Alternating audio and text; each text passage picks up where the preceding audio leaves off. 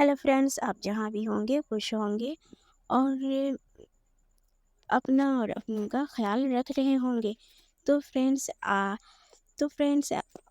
और मुझे उम्मीद है कि आपको मेरे नॉवेल्स की एपिसोड्स भी अच्छी लग रही होगी, और अच्छी लग रही है तो प्लीज़ फ्रेंड्स उसे लाइक कर दिया करें। और क्योंकि फ्रेंड्स मुझे आपके सपोर्ट्स की बहुत ज़रूरत है। तो चलें शुरू करते हैं आज की एपिसोड। तो चाँद है मेरा, एपिसोड 10 तरफ नॉवेल्स। मुझे घर जाना है, सारा निडरता से बोलती हुई आगे बढ़ी। जब उसने तेजी से सारा का हाथ पकड़ा और अपने सामने किया, मेरी परमिशन के बगैर कोई यहाँ से नहीं जाता समझी, और आगे से मुझसे इस ट्यून में बात मत करना, वरना तुम्हारा वो हश्र करूँगा कि तुम्हारी 7 नस्लें याद रखेंगी। कम से कम अपने उस बुज़दिल भाई की धमकी तो नहीं देना। वो अपने ठंडे शब्दों में कहता सारा का दिल दहला गया। हाथ छोड़ो मेरा, मास्क मैन से अपना हाथ छुड़ाने की कोशिश करने लगी। तब सच में सारा को उससे डर लगने लगा था। बर्बादी बहुत बहुत मुबारक, वो सारा की तरफ झुकते हुए उसके उसकी पानी भरी आंखों में देखते हुए बोला। तो सारा कांप उठी। छोड़ दो मुझे, वरना मेरा भाई तुम्हें नहीं छोड़ेगा। सारा हकलाते हुए बोली तो शाहनूर के मुस्कुराते लब सिकुड़ गए।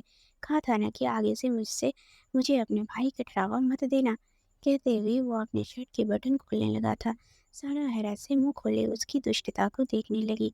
ये क्या कर रहे हो तुम? सारा की बॉडी ठंडी पड़ने लगी थी। अब वो पीछे खिसक रही थी। सारा हयात की बर्बादी की शुरुआत कर रहा हूँ। शर्ट उतार कर पीछे फेंका। वो सारा को बहुत कुछ सोचने पर मजबूर कर रहा था। किसी भी एंगल से नहीं लग रहा था कि वो मजाक के मूड में है। मैं तुम्हें तुम्हारे इरादों में कामयाब नहीं होने दूंगी। सारा को अपनी जान जाती हुई लग रही थी। तुम रोकोगी मुझे? हाँ। सारा का अंदाज मजाक उड़ाने शानूर का अंदाज मजाक उड़ाने वाला था। वह पीछे जाती बेड पर गिरने के अंदाज में बैठ गई।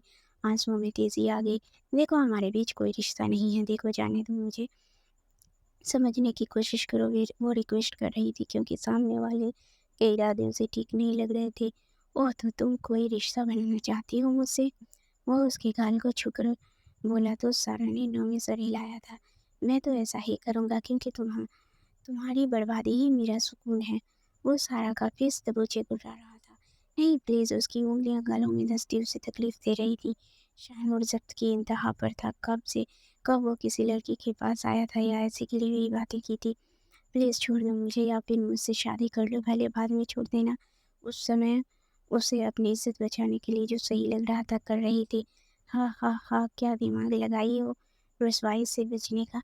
बदला तो मैं तुमसे लेकर रहूँगा। तुम मरोगी ज़रूर, मगर पहले तड़पोगी, फिर तुम्हारा वो भाई भी तड़प तड़प के मर जाएगा। कैसा लगेगा जब कोई गैर तुम्हें छुएगा? निर्दयता से हंस पड़ा था।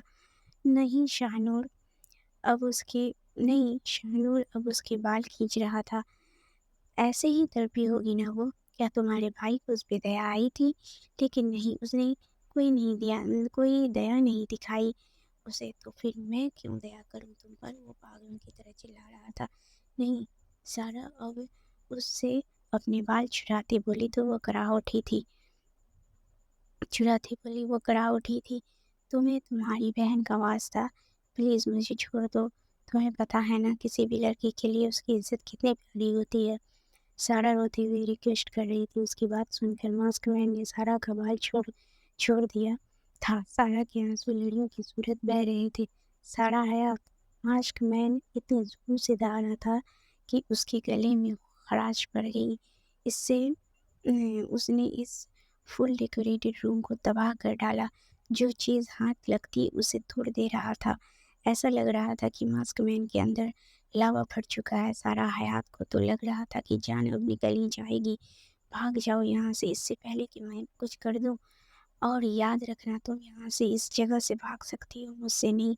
मैं तुम्हारे साथ साए की तरह रहूँगा। और अगर इस बारे में किसी को बताई तो सबसे पहले तुम्हारे बाप को मारूंगा, फिर तुम्हें, ताकि तुम्हारे भाई को भी तो पता चले अपनों से बिछड़ने का दुख क्या होता है।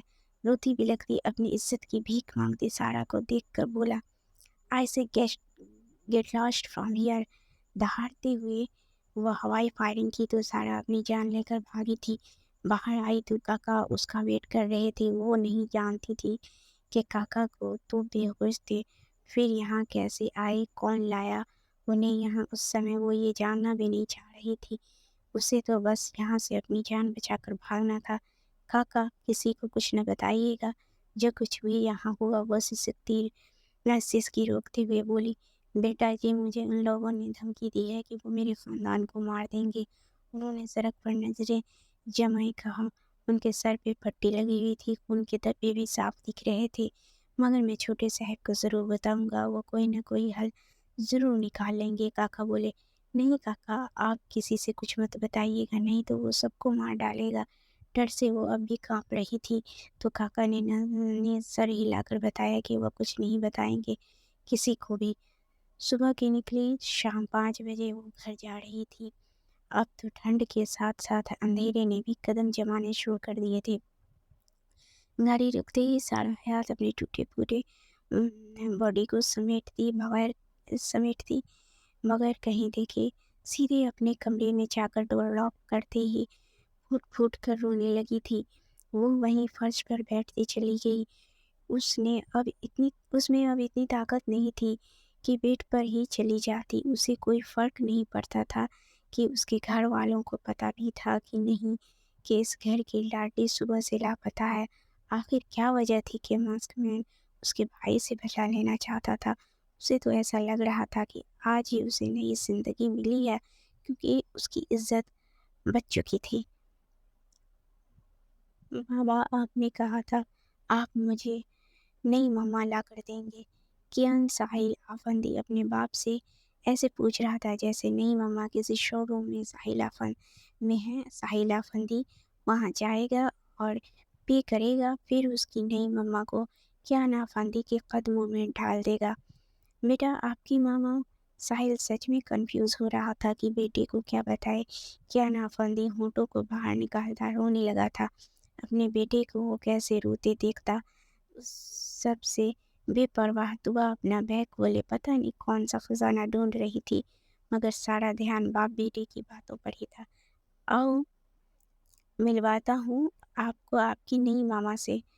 वो कियान को गोद में उठाए तुबा की तरफ बढ़ा। तुबा, सुनो ज़रा। अब साहिल उसे बुला रहा था, मगर वो उसे इग्नोर किए अपने काम में लगी रही। तुबा, एक बार फिर वो प्यार से पुकार बैठा। अपने बेटे के सामने वो कोई सीन क्रिएट नहीं करना चाहता था। कियान कभी अपने बाप को तो कभी अपनी नई मामा को देख रहा था। जब वो दोनों बाप बेटे को इग्नोर करती बाहर जाने लगी तो साहिल का दिमाग ही घूम गया।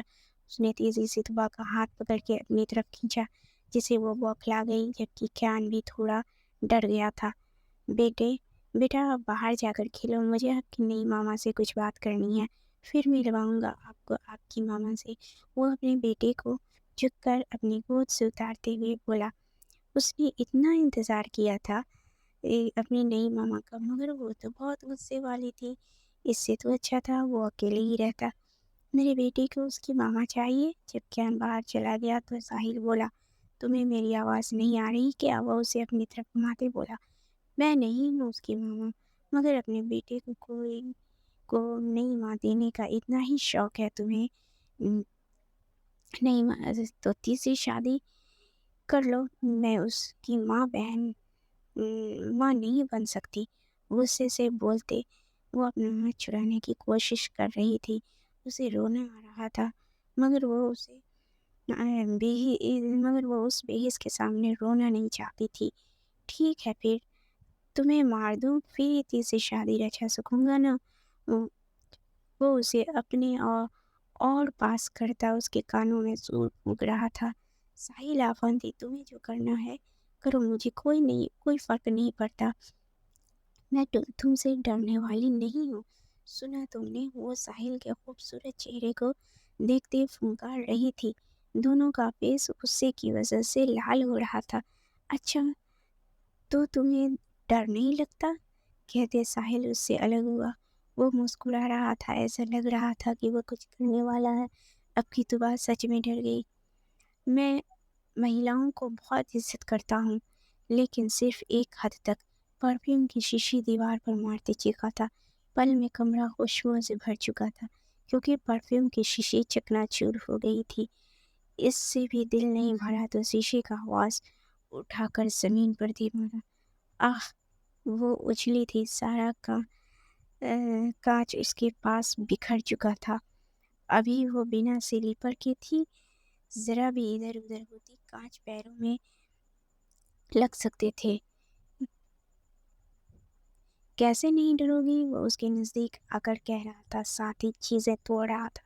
تمہیں ڈرنا ہوگا ساحل کمال آخوندی سے، جیسے سب ڈرتے ہیں مجھ سے، تمہیں بھی ڈرنا ہوگا۔ وہ اس کے پاس آتا جا رہا تھا، وہ پیچھے ہو رہی تھی۔ اب وہ اس کے بالکل پاس آ کر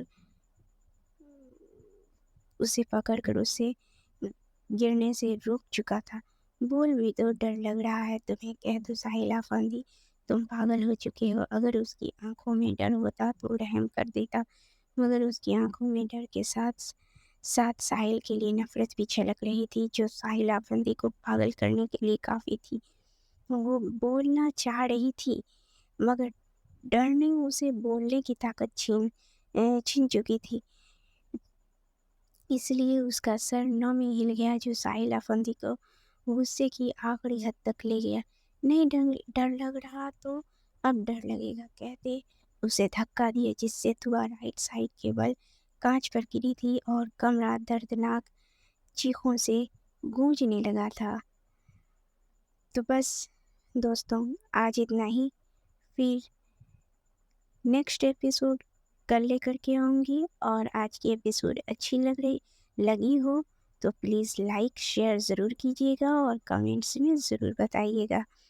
اور ہاں، جو لوگ نئے ہیں وہ ہمارے چینل کو جن لوگوں نے اب تک سبسکرائب نہیں کیا ہے وہ پلیز سبسکرائب کر لیں اور بیل آئیکن کو ضرور دبا لیں، تاکہ ہماری نئی آنے والی ویڈیوز آپ تک پہلے پہنچ سکے، آپ تک